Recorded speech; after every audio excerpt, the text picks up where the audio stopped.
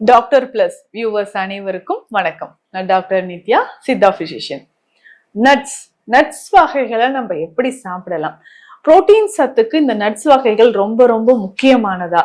So இது ஒரு சிலர் என்னன்னா, நான் காலை நேரத்துல சாப்பிட்றேன், இல்லை இரவு நேரத்துல சாப்பிட்றேன், வீட்டுல எனக்கு தோணும் போது சாப்பிட்றேன், இந்த மாதிரி எல்லாம் சொல்லுவாங்க. அதே மாதிரி கண்டிப்பா நட்ஸ் சாப்பிட்டுதான் ஆகணுமா அப்படின்ற ஒரு கேள்வியும் இருக்கும். ஸோ இந்த நட்ஸ் சாப்பிடுவதனால நமக்கு இந்த மாதிரி உலர்ந்த கொட்டை வகைகளை பதப்படுத்தி கொடுக்கக்கூடியதை நம்ம சாப்பிடும் பொழுது உடல்ல என்ன மாற்றங்கள் நடக்குது, அதை தவிர வேறு வழியே இல்லையா நமக்கு புரோட்டீன் இன்க்ரீஸ் ஆகிறதுக்கு?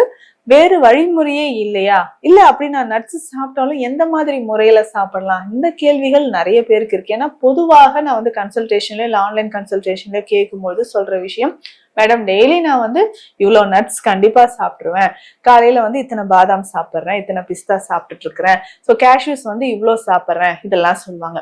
இதுல ஒரு சிலர் என்ன சொல்றாங்கன்னா, நைட்டே நான் பாதாம் நல்லா சோக் பண்ணி வச்சுட்டு, தண்ணியில சோக் பண்ணி வச்சுட்டு காலையில சாப்பிட்றேன், அதை தோல் எடுத்துட்டு நான் சாப்பிட்றேன் அப்படின்னு சொல்லுவாங்க.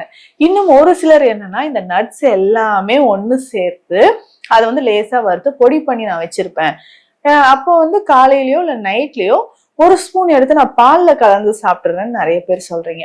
இப்போ இந்த மாதிரி நம்ம நட்ஸ் சாப்பிட்றதுனால உடலில் கிடைக்கக்கூடிய நன்மைகள் என்ன அப்படின்றத பார்க்கலாம்.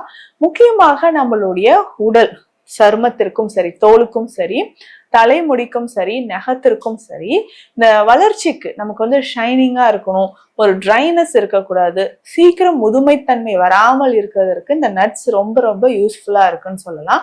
இதுல ஒமேகா 3 ஃபேட்டி ஆசிட்ஸ் இருக்கு, கால்சியம், முக்கியமாக புரோட்டீன், அயன், மெக்னீசியம், ஜிங்க், இந்த மாதிரி உடலுக்கு தேவையான நிறைய ஆரோக்கியம் சார்ந்த விஷயங்கள் இருக்கு. இதை தினமும் அளவுக்கு அதிகமாகவும் சாப்பிடாம பாத்துக்கணும். இது எப்படின்னா, எல்லா நட்ஸும் சேர்த்து நான் ஒரு கைப்பிடி அளவு சாப்பிட்றேன், காலையில எனக்கு பிரேக்ஃபாஸ்டே நட்ஸ் தான் சொல்லக்கூடியவங்களும் நிறைய பேர் இருக்கீங்க. அந்த மாதிரி பிரேக்ஃபாஸ்டே இதுதான்ற மாதிரி எடுக்க வேண்டாம். இதை எப்படி நம்ம சாப்பிடலாம்னா, கொஞ்சமாக ஒரு 5 கிராம் 3 நட்ஸ் அளவுக்கு நம்ம எடுத்தால் போதும். ஸோ ஒரு நாளைக்கு ஒரு 15-25 கிராம் நட்ஸ் நம்ம எடுத்தாலே உடலுக்கு தேவையான புரோட்டீன், கேலரிஸ் நமக்கு கிடைக்க ஆரம்பிக்கும். ஏன்னா நட்ஸை பொறுத்த வரைக்கும் இந்த கொட்டை வகைகள்ல நமக்கு முக்கியமாக கேலரிஸ் உடல்ல அதிகமா சேர ஆரம்பிச்சிடும். அப்போ உடலுக்கு அதிகமான அளவு கேலரிஸ் இருக்கும் பொழுதுதான் நாளடைவில் நமக்கு சுகர், சர்க்கரை நோய் வருவதற்கான வாய்ப்புகள் இருக்கு. ஸோ அதற்கு ஏற்ற மாதிரி நம்ம சாப்பிட்டு நட்ஸ் வகைகளை நம்ம சாப்பிடும்போது உடல்ல நல்ல ஆரோக்கியம் கிடைக்கும். ஸோ போதுமான அளவுக்கு நம்ம எடுத்துக்கணும். அதே மாதிரி ஒரு சிலர் பார்த்தோம்னா, இந்த வேர்க்கடலை சாப்பிட்டா எனக்கு ரொம்ப வெயிட் கெயின் ஆயிடுங்க, இந்த நட்ஸ் வகையிலே நான் வேர்க்கடலை விட்டுட்டு டெய்லி மற்றதெல்லாம் சாப்பிட்றேன் அப்படின்னு சொல்றீங்க. ஸோ எவ்வளவுதான் காஸ்ட்லியான நட்ஸ் நம்ம எடுத்துக்கிட்டாலும் வேர்க்கடலை பொறுத்த வரைக்கும் நம்ம உடல்ல குட் கொலஸ்ட்ரால் அது கொடுக்கக்கூடியது. ஸோ டிரான்ஸ்ஃபேட் இல்லாத ஒரு பெஸ்டான ஒரு வகை அப்படின்னு பார்த்தோம்னா இந்த வேர்க்கடலையை நம்ம சாப்பிடலாம். ஒரு நாளைக்கு 2 கைப்பிடி அளவு வேர்க்கடலை ஃபர்ஸ்ட் சாப்பிட்டாலே மற்ற நட்ஸ் நம்ம ரொம்ப அதிகமா எடுக்கணும், சாப்பிடணும்ன்ற அவசியம் இருக்காது. ஸோ பேசிக்கா இந்த வேர்க்கடலை கொஞ்சம் கொஞ்சமாக நம்ம பயன்படுத்திட்டு வரலாம் தினமுமே. ஸோ இந்த வேர்க்கடலையோடு கொஞ்சம் கருப்பட்டி சேர்த்து சாப்பிடும்போது இது நம்ம உடல்ல இருக்கக்கூடிய எலும்புகளுக்கும் சரி, தசைகளுக்கும் சரி ரொம்ப முக்கியமானது, சத்துக்கள் நிறைந்தது அப்படின்னு சொல்லலாம். ஸோ இந்த மாதிரி நம்ம தொடர்ந்து சாப்பிடும்போது நம்ம உடல்ல புரோட்டீன், கால்சியம் சத்துக்கள் நிறைந்து நம்மளுடைய தசைகளையும் எலும்புகளையும் நல்லா ஸ்ட்ராங்கா வலிமையாக்குவதற்கு நட்ஸ் வகைகள் பயன்படுது.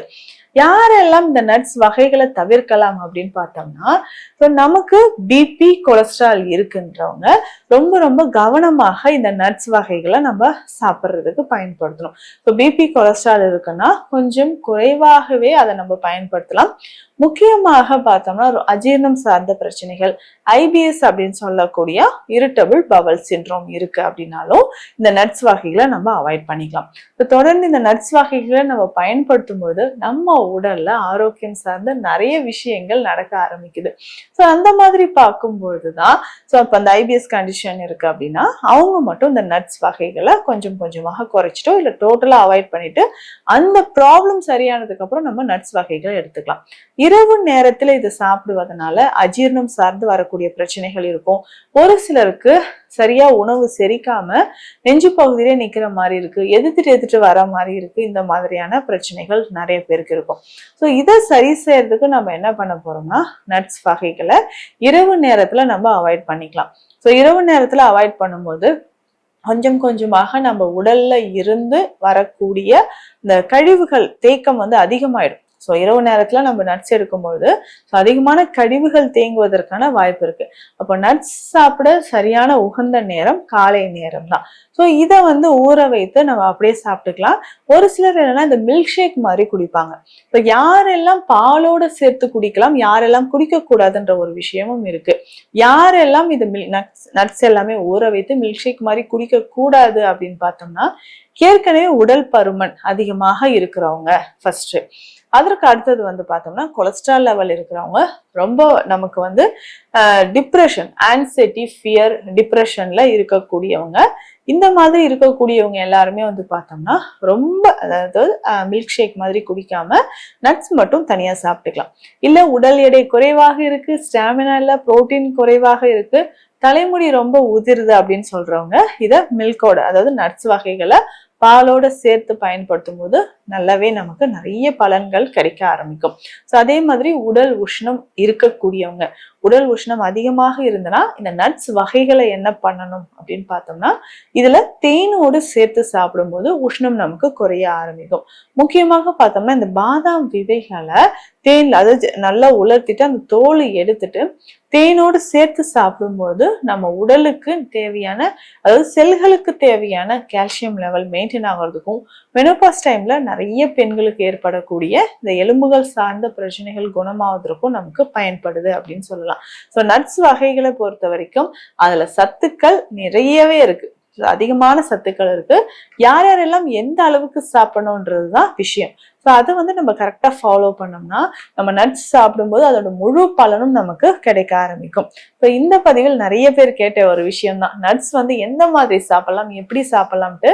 ஸோ அது எப்படி பயன்படுத்தினா நமக்கு முழு ஆரோக்கியம் கிடைக்கும்ன்றத பார்த்தோம். மீண்டும் அடுத்த பதிவில் சந்திக்கலாம். நன்றி.